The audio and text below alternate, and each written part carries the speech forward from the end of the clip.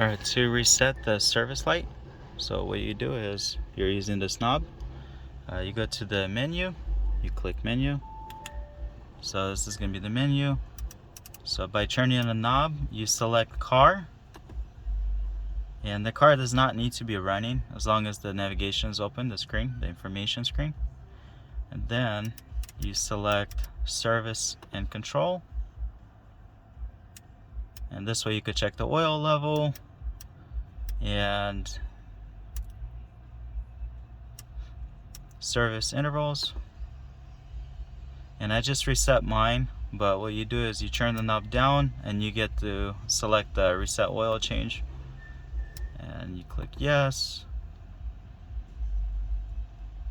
and it resets automatically to 10,000 miles, and inspection due in 179 days. So that's it. To check oil, it's pretty simple. You go back, I'm using this button, back, and then oil level, make sure the car is leveled.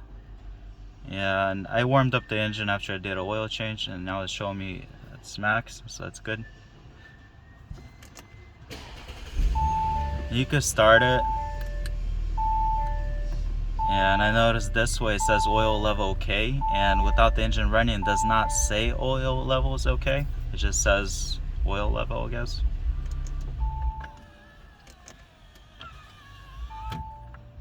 And if you turn off the car, you gotta wait for 2 minutes.